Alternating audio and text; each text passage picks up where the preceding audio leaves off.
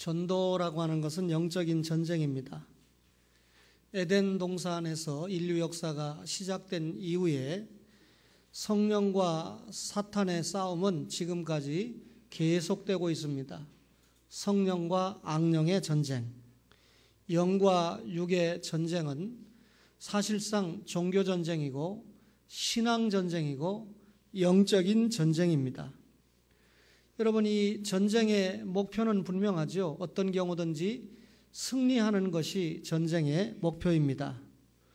그런데 우리 전도의 결과는 이미 확실하게 승부가 나 있습니다. 다시 말하면 우리가 전도할 때 승리가 보장되어 있다, 그 말이죠. 왜냐하면 이 성령님과 사탄과의 전쟁에서 성령님이 단 한 차례도 패배한 적이 없으시기 때문에 성령의 이름으로 전쟁터에 임하는 여러분과 저에게 전도에 있어서 결과는 승리로 되돌려진다, 그 말입니다. 주님께서 수많은 사람들을 제자로 삼으셨습니다. 12제자를 제자로 삼았고 오늘 본문에 보면 70명을 제자로 삼아서 35 전도대를 구성을 해서 복음의 증인으로 파송을 했던 것입니다. 제자가 된 이 70명의 무리들을 천국 복음을 증언하는 일로 파송을 하셨다, 그 말이죠. 그렇다면 이 70인 파송, 35 전도대가 가서 전도했습니다. 전도를 마치고 돌아와서 주님 앞에 보고를 했는데 저들이 전도에 있어서 아까 말씀을 드린 것처럼 승리를 했기 때문에 너무나 기뻤습니다. 오늘 한번 따라할까요? 전도자의 기쁨. 여러분, 전도자의 기쁨이 어떤 기쁨이냐? 귀신이 항복하는 기쁨입니다. 오늘 누가복음 10장 17절에 보니까 70인이 기뻐하며 돌아와 이르되 주여 주의 이름이면 귀신들도 우리에게 항복하더이다, 그렇게 말씀을 했습니다. 예수님께서 12제자를 뽑아서 복음 증거를 하도록 했습니다. 저들이 가서 복음을 증거하는 중에 많은 병자를 고치고 또 귀신을 추방을 시켰습니다. 12제자에게 대단한 기쁨이 있었다는 말이죠. 오늘 예수님께서 70인 전도대를 뽑아서 2명씩 짝을 지웠으니까 35 전도대가 됐습니다. 그래서 각 동네, 각 지역으로 35 전도단을 파송을 했습니다. 저들이 가서 열심히 전도했습니다. 그리고 전도를 마치고 한 곳에 모이게 했습니다. 70인 전도대가 전도를 마치고 너무나 기뻐하고 돌아왔다. 다시 말하면 70명 모두에게 전도자의 기쁨이 있었다, 그 말입니다. 저들은 돌아와서 주님 앞에 전도의 결과를 보고를 합니다. 전도의 결과가 신통치 않으면 기쁘지 않을 텐데 전도의 결과가 너무나 대단했기 때문에 35 전도대원들은 너무나 기쁜 가운데 보고를 했습니다. 주님의 이름이면 귀신들도 우리에게 항복을 했습니다, 이렇게 보고를 합니다. 베드로가 사도행전 3장 6절에 보면 나사렛 예수 그리스도의 이름으로 병자를 고치지 않습니까? 바울 사도가 복음을 전하는 중에 얼마나 많은 역사가 일어났던지 바울의 앞치마나 손수건만 얹어도 병자가 낫는다라고 생각을 했습니다. 이때 이 스게와의 7 아들이 예수의 이름으로 라고 하는 주문을 열심히 외웁니다. 귀신 들린 자 앞에서죠. 그런데 귀신 들린 자 앞에서 예수의 이름이면 추방을 당한다고 생각했는데 스게와의 아들 7이 아무리 예수 이름으로 주문같이 외워도 귀신이 추방을 당하기는커녕 오히려 그 귀신이 달라들으니까 스게와의 7 아들이 얼마나 깜짝 놀랐던지 벗은 몸으로 도망을 갔다. 사도행전 19장 13절 이하에 그렇게 기록을 하고 있습니다. 어떤 제자는 복음을 전하면 귀신이 도망가 버리는데 어떤 제자는 귀신을 전해도 도망가기는커녕 귀신이 달라붙어서 내가 도망갑니까? 신앙의 자세에 따라서, 신앙의 내용에 따라서 판도가 확실히 달라질 수 있다, 그 말이죠. 주여 주님의 이름이면 귀신들이 도망갑디다. 너무나 이 전도자들이 복음 전하고 귀신이 도망간 결과에 행복했습니다. 그래서 아주 주님 앞에 확신에 찬 기쁨을 가지고 보고하는 거죠. 여러분, 지금까지 이 70인 전도대가 사실은 귀신을 두려워했습니다.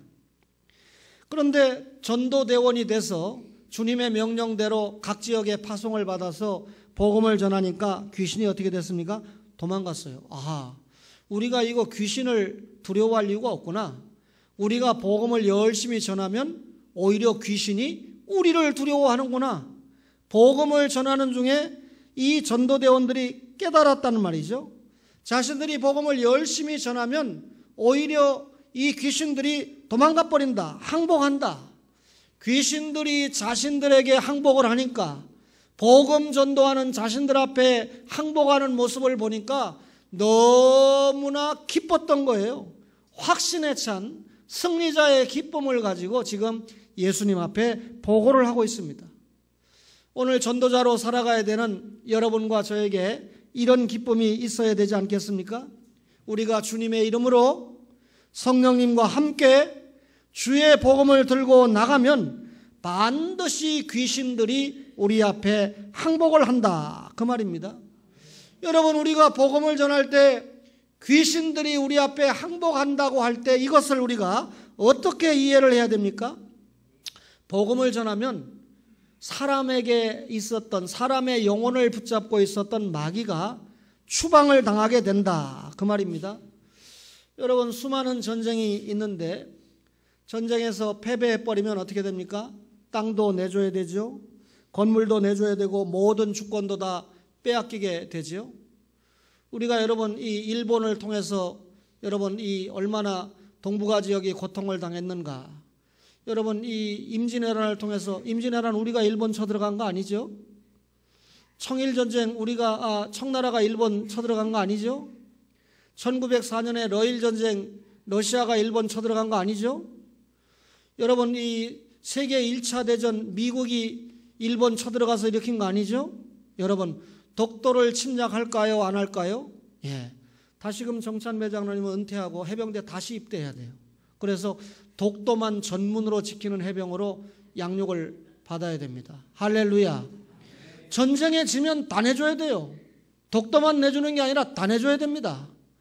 여러분 귀신과 전쟁을 치러서 지면 다 내줘야 됩니다. 그런데 성령에 의지해서 복음을 전했을 때 반드시 귀신이 패배하니까 그동안 사람의 영혼을 붙들고 있었던 귀신이 어떻게 됩니까? 우리의 영혼에서 추방을 당하게 됩니다. 그것이 중생이요, 그것이 예수를 믿는 것이요, 그것이 구원인 줄로 믿습니다. 주님의 이름으로 복음만 전하면 귀신이 도망갑니다. 다시 말하면 전도자가 복음을 전할 때 귀신이 도망가니까 승리한다, 그 말이죠. 여러분 이 세상에는 딱 두 종류의 사람만 있어요. 성령에 붙잡힌 사람이 있고 그 다음에 귀신의 지배 아래에 있는 사람이 있습니다. 여러분 우리 가정에 다 예수를 믿는데 내 남편 한 사람만 예수를 믿지 않고 있다. 그러면 우리 집에 아직도 귀신이 있는 겁니까? 없는 겁니까? 귀신이 있는 겁니다. 우리 가정에 아직까지 귀신이 완전히 떠나지 않고 귀신에 붙들려 있다, 그 말입니다. 그 남은 가족이, 그 남은 남편이 예수님을 영접하고 우리가 복음을 전해서 예수님을 영접하고 귀신이 완전히 그 남편과 가족의 영혼에서 떠날 때 그 가족은 예수 그리스도의 복음으로 완전 구원, 완전 기쁨, 행복이 있을 수밖에 없는 그런 가정이 되죠. 우리가 성경을 읽다 보면 귀신 들린 자의 이야기가 종종 나옵니다. 사실 목사의 설교를 들으니까 예수 안 믿는 사람들은 다 귀신에 붙들린 사람이죠. 그런데도 왜 성경에 특별히 귀신 들린 사람의 이야기가 나올까? 귀신 들리긴 들렸는데 예수 안 믿으면 다 귀신 들린 사람인데 그 귀신 들린 정도가 정도 이상으로 나타나는 사람들을 성경에 기록을 했습니다. 그러니까 성경에 기록된 귀신 들린 사람 보면 그 정신이 완전히 온전하지가 않아요. 완전 마비 상태입니다. 완전히 정신이 혼돈에 빠질 만큼 공포에 쌓여있는 영혼을 소개를 하지요. 육신이 무서운 질병, 그러니까 귀신 들려가지고 육신에 무서운 질병이 들린 경우도 소개를 합니다. 성경에 보니까 예를 들면 마가복음 9장 18절에 귀신 들려 간질을 한다. 간질을 하는데 귀신 들렸기 때문에 누가복음 13장 11절에는 귀신 들려서 앓고 있는 여자가 있다. 사도행전 16장 16절에 보면요, 귀신 들려 점치는 자가 있다. 마가복음 9장 32절에 보면 귀신 들려서 벙어리 된 자가 있다. 여러분, 이 귀신이 정신만 온전하지 못하게 하는 것이 아니라, 온전치 못하게 하는 것이 아니라 육신도 파괴를 시키는 것이 귀신이다, 그 말입니다. 그런데 여러분, 전도자에게 정신을 손상케 했든지 육체를 손상케 했든지 관계없이 이런 귀신을 제어할 권세가 주어집니까? 안 주어집니까? 마가복음 16장 17절에 보면 그들이 내 이름으로 귀신을 쫓아내며, 주님의 종들이 예수님의 이름으로 귀신을 쫓아낸다 그랬습니다. 얼마나 통쾌하고 기쁜 말씀입니까? 여러분과 저가 예수 그리스도의 이름으로 귀신을 쫓아낼 수 있는 능력이 있는 줄로 믿으시기를 바랍니다. 예배드리는 사람이 500명인데 왜 믿는 사람은 30명밖에 안 됩니까? 여러분들이 복음을 전할 때 귀신이 추방받는 줄로 믿습니다. 70인 전도대에 보고를 받으니까 주님이 뭐라고 말씀합니까? 18절에 예수께서 이르시되 사탄이 하늘로부터 번개같이 떨어지는 것을 내가 보았다 그랬습니다. 번개는 굉장히 빠른 것을 비유하는데 빛보다 더 빠른 것이 번개 맞지요? 여러분, 주님이 사탄이 번개같이 도망간다, 이 말은 우리가 복음을 전할 때 사탄이 얼마나 빨리 추방을 당하는지 주님 비유가 번개가 떨어지는 것을 보았다 그랬습니다. 그러면 우리가 주님의 복음을 열심히 전할 때 사탄이 도망간다. 누가 승리합니까? 전도대원들, 전도자들이 승리한다. 초원에 전도대에 와서 복음을 전할 때 우리가 알지 못하는 사이에 온갖 영혼들을 사로잡았던 마귀가 번개같이 도망가는 줄로 믿기를 바랍니다. 여러분, 사탄을 제어하는 최대의 무기가 뭐다? 복음 전도다. 사탄을 여러분 뭉개버리는 최고의 무기가 뭐다? 하나님의 말씀을 전하는 것이다. 제가 꼭 이상철 목사님처럼 아멘도 안 한다 이래야 아멘 하겠습니까? 사탄을 정복하는 무기가 복음 전도인 줄로 믿습니다. 전도자의 기쁨이 어떤 기쁨입니까? 귀신이 항복하는 기쁨이고 이어서 승리가 보장되는 기쁨입니다. 누가복음 10장 19절에 보니까 내가 너희에게 뱀과 전갈을 밟으며 원수의 모든 능력을 제어할 권능을 주었으니 너희를 해칠 자가 결코 없으리라 그랬습니다. 너희를 해칠 자가 결코 없다, 이미 전도대가 돌아와서 보고했거든요. 승리했다는 거 보고했거든요. 그런데 너희를 해칠 자가 없다, 이 말은 전도자가 전도하는 것도 한두 번으로 끝나는 게 아니고 계속해서 마귀와의 전쟁을 할 때 계속적으로 승리가 보장되어 있다라고 하는 말씀을 예수님이 지금 주신 것 아닙니까? 전도대가 뱀과 전갈을 밟아버린다. 여러분이 독사나 전갈은 치명적인 독을 가지고 있죠. 그리고 독사와 전갈에 물리면 사람의 목숨을 빼앗을 수 있을 만한 굉장한 위력이 있습니다. 그러면 오늘 이 주님이 뱀과 전갈을 비유하는 이유가 뭡니까? 사탄이 주는 독이 사람의 영혼을 죽이는 힘이 있다. 얼마나 사탄이 사악한지 그것이 인간의 영혼에 독소를 뿜으면 사람의 심령을 죽이는 역할을 한다, 그 말입니다. 따라서 여러분, 우리 전도대원들이 전도를 해서 사탄이 가지고 있는 이 힘을 제어해야 되죠. 그게 귀신을 항복시키는 거 아닙니까? 요한계시록 2장 24절에 보면 사탄의 깊은 것이다 이렇게 설명을 하는데, 사탄의 깊은 것이 뭡니까? 사탄은 자기 자신에 가지고 있는 엄청난 독을 가지고 있습니다. 그 독이 술을 가지고 나타납니다. 성경에 술 먹지 말라고 하는 말이 어디 있습니까? 성경대 학생들은 다 알죠? 우리 노아 선배가 롯 선배가 다 술 때문에 여러분 하나님 앞에 징계를 받지 않습니까?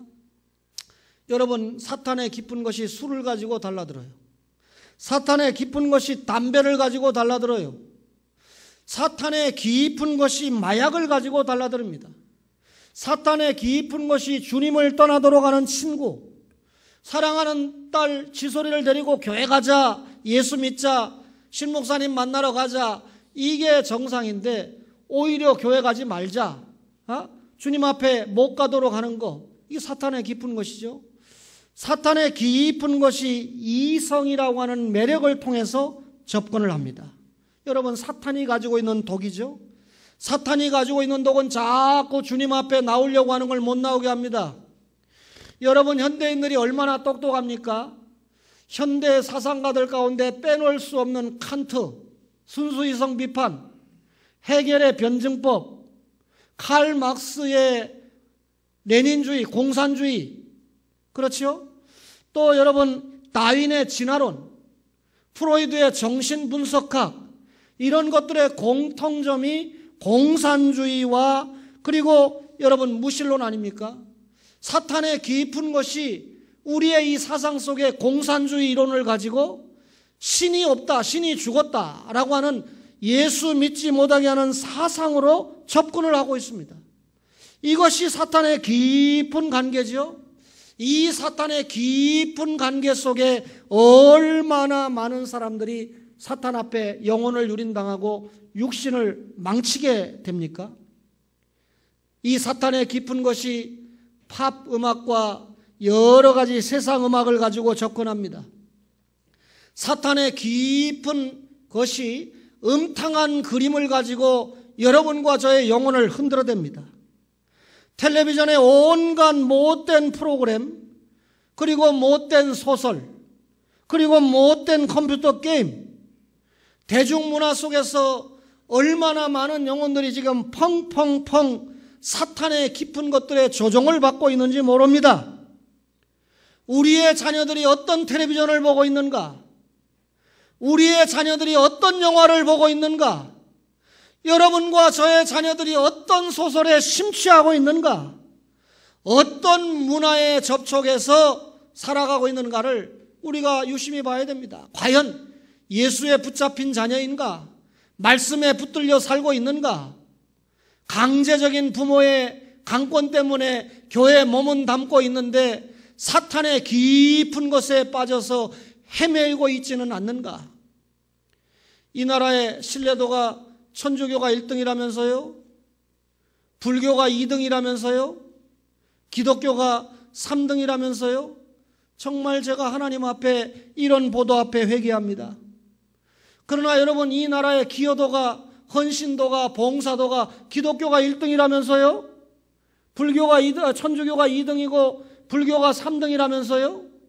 그렇다면 이 나라와 이 사회를 위해서 가장 봉사자라고 구제자라고 헌신을 잘하는 기독교가 신뢰도가 1등이 되는 것이 당연한데 왜 꼴등인가? 우리가 반성해야 되지 않겠습니까? 여러분 천주교는 기독교보다 세력이 약할 때는 양같이 나옵니다. 우리나라는 그동안 천주교가 기독교보다 월등히 약했습니다. 그러니까 우리가 볼 때 천주교는 양입니다. 얼마나 순하게 접근하는지 몰라요. 그러나 천주교와 기독교가 비슷한 나라에서는 천주교는 반드시 이리같이 접근합니다. 천주교가 기독교보다 훨씬 센 나라, 아르헨티나나 남미나 필리핀과 같은 나라에서는 천주교가 사자와 같이 접근합니다. 천주교가 기독교보다 세다, 천주교는 사자가 되니까 우리는 잡혀먹기 정신없는 거예요. 여러분 대한민국이 기독교가 천주교보다 셌기 때문에 천주교가 사자같이 못 나온 거예요. 그러나 지금부터 서서히 천주교가 기독교보다 세지고 있습니다. 신뢰도가 천주교가 1등입니다. 1884년에 바오로 교황이 왔죠. 1889년에 천주교 올림픽인 세계 44차 성체대회 때 바오로가 또 왔죠.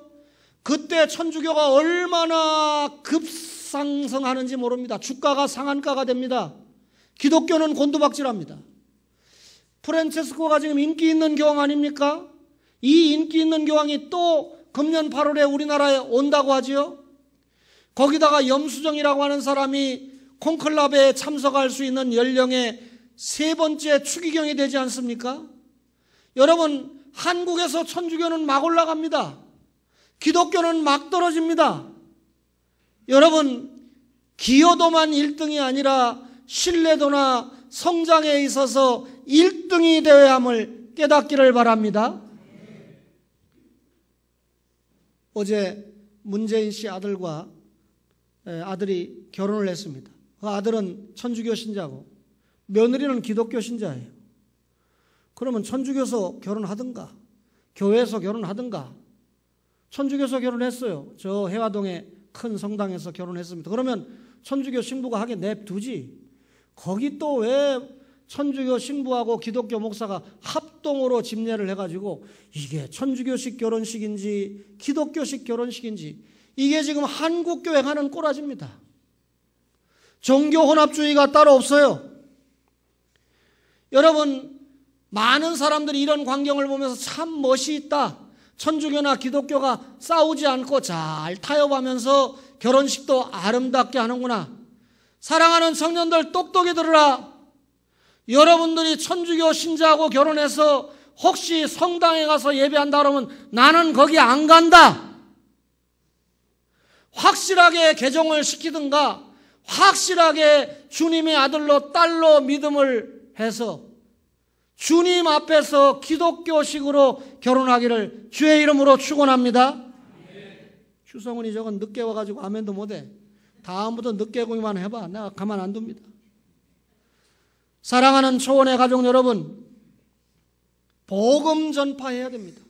복음과 함께 살자. 복음을 심령에 새긴다는 거 아닙니까? 믿는다는 거 아니에요? 복음과 함께 살자.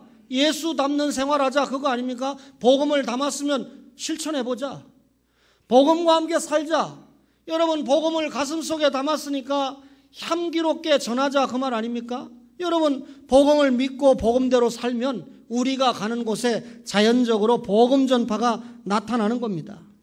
복음의 외침이 들리지 않을 때 사탄의 깊은 것들이 독버섯처럼 나타나고 퍼지게 됩니다. 여러분, 심령을 죽이게 되죠. 복음 안전하니까 살아나야 될 심령들이 죽는 겁니다. 오늘날 교회가 정신을 못 차리고 복음을 전해야 되는데 본연의 사명에 충실하지 않습니다. 불신자에게 전도를 하는 것보다 예수 믿는 다른 교회 신자들을 자기 교회로 빼나가는데, 개척교회와 미자립교회 성도들을 자기 교회로 빼나가는 걸 전도라고 생각하는 기가 막힌 시대에 우리가 살고 있습니다. 성도들의 신앙을 키우는데 혈안이 돼야 되는데 영혼을 중요시 여기고 그 영혼의 믿음을 키우는데 최선을 다하지 않고 교회의 부동산을 키우고 목사들의 탐욕을 충족시키는데, 그래서 세계 최고의 목사가 실형을 선고받는 기가 막힌 시대에 우리가 살아가고 있습니다. 사랑하는 초원의 가족 여러분, 전도자들이 일어나야 됩니다. 성령에 의한 복음의 불길이 불같이 타오를 때 사탄이 우리의 발에 밟히게 될 줄로 믿습니다. 전도자가 원수의 모든 능력을 제어할 수 있을 줄로 믿습니다. 이런 권세를 받았는데 복음 전하기만 하면 원수가 우리의 발에 밟히는 권능과 권세를 여러분과 저가 받았는데 왜 복음 전파를 못합니까? 베드로전서 5장 8절에 성경은 대적마귀가 우는 사자같이 두루 삼키며 다니며 삼킬 자를 찾는다 그랬습니다. 마귀가 우리 주변에 다니기만 하는 거 아니에요. 마귀가 그냥 왔다 갔다 하면 얼마나 좋겠습니까? 마귀가 다니는 게 아니고 다니는 그 중에 딱 영혼을 붙잡아가지고 악한 영혼 만들어버립니다. 그리고 마귀가 딱 그 영혼을 붙들어가지고 하나님의 복음을 대적하는 대적자, 그리고 사람의 영혼을 죽이는 독재자를 만들어버립니다. 여러분, 이런 사탄이 유린하는 영들 때문에 얼마나 많은 사람들이 죽어갑니까? 우리나라는 민주화 운동을 통과했습니다. 5.18을 생각하면 얼마나 가슴 아픕니까? 그런데 여러분, 지금 이 외국의 보도를 보면 우리가 당했던 그 당시의 사건이 지금 재현되고 있지 않습니까? 우리는 다 잊어버렸습니다. 이런 세계 영혼들을 가슴에 품고 우리가 기도해야 되는데, 죽이는 가해자들을 보면 전부 수십만 수백만 가해자들을 죽이는 사람들을 보면 사탄의 독한 것의 지배를 받고 있다, 그 말입니다. 사탄은 종교라는 이름하에 엄청난 능력을 발동합니다. 사탄도 장래일을 척척 알아맞혀요. 사탄도 여러분 병자를 벌떡벌떡 일으킵니다. 그러면서 앞에 대열지지를 말하고 병자를 일으키면서 사탄이 뭐라고 말하냐면 내가 하나님의 이름으로 이 일을 행하고 있다. 많은 분별 없는 영혼들이 그 앞에 당하지요. 미혹의 영에 당하지요. 투시, 환상, 방언, 신유, 초능력. 왜 교회가 이런 것들을 주장합니까? 교회는 복음과 함께 사는, 복음을 믿고 복음대로 살고 복음을 전하는 것을 주장하는 신령한 단체인 줄로 믿습니다. 간교한 사탄의 능력은 성령의 능력에 붙잡혀 복음을 전하는 전도자에게 제어를 당하게 될 수밖에 없습니다. 여러분, 빨리 영적인 공해가 사라지는 기쁨을 우리 전도자들이 누려야 된다, 그 말입니다. 다시 말하면 복음 전도자가 가는 곳마다 복음 전도자들을 당할 장사가 없어요. 아이 목사님, 복음 전하다가 매 맞고 복음 전하다가 죽는 사람들이 얼마나 많습니까? 여러분, 복음 전하다가 순교했다고 우리가 패배자라고 말합니까? 예수님이 여러분과 저를 구원하기 위해서 십자가에서 살찢고 피 흘려 죽으셨는데요, 예수님의 십자가 죽음을 우리가 패배라고 말합니까? 여러분, 피 흘린 복음입니다. 피 흘린 복음을 전할 때 많은 사람들이 핏부림을 통해서 복음을 전하지 않습니까?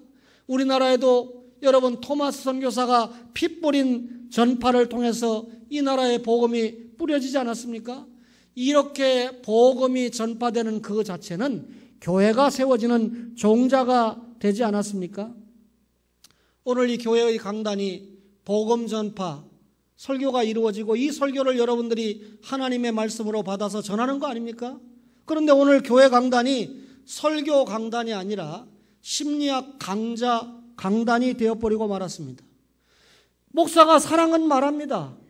그런데 성경에 나오는 사랑이 아니고 심리학적인 사랑을 이야기하고 있는 것이 문제라는 거죠. 교회가 주님의 뜻을 이루는 것이 교회 아닙니까? 그런데 주님의 뜻을 이루지 않고 교인 중심의 마케팅 사업을 하는 곳이 교회가 되어버리고 말았습니다. 한 영혼을 위해서 사명을 감당하는 것이 교회가 돼야 되는데 대형 교회를 만들기 위한 현란한 프로젝트만 여러분 치중하고 혈안이 되어 있는 것이 현실 교회의 모습입니다. 나는 하나님 앞에 직통계시를 받아서 전한다. 신사도 운동이 교회를 망치고 있습니다. 자유주의, 성경을 떠났지요. 신비주의, 기복주의, 성경을 지 멋대로 해석하지요. 성경 없습니다. 예수님의 12제자 가운데 바돌로메, 다데오, 시몬인 여러분, 유다 기억하지요? 성경을 볼 때 12제자의 분명히 이름은 있는데 이분들이 무슨 일을 했는지 우리가 잘 모릅니다. 그러나 이분들이 여러분 섬기는 자로서 복음 전하는 일에 최선을 다했는데요, 다데오 같은 사람은 페르시아에서 복음 전하다가 순교했습니다. 여러분, 이 가나안 사람 시몬은 수리아 지역에서 복음을 전하다가 십자가 처형, 순교를 당했습니다. 복음 전하다가 여러분 복음을 전하는 섬기는 자로 살다가 순교를 당했다, 그 말입니다. 여러분, 복음 전하는 데 최선을 다했습니다. 복음 전하는 일에 목숨을 걸었다, 그 말이죠. 오늘 이 교회가 이렇게 복음 전하는 데 목숨을 걸어야 됩니다.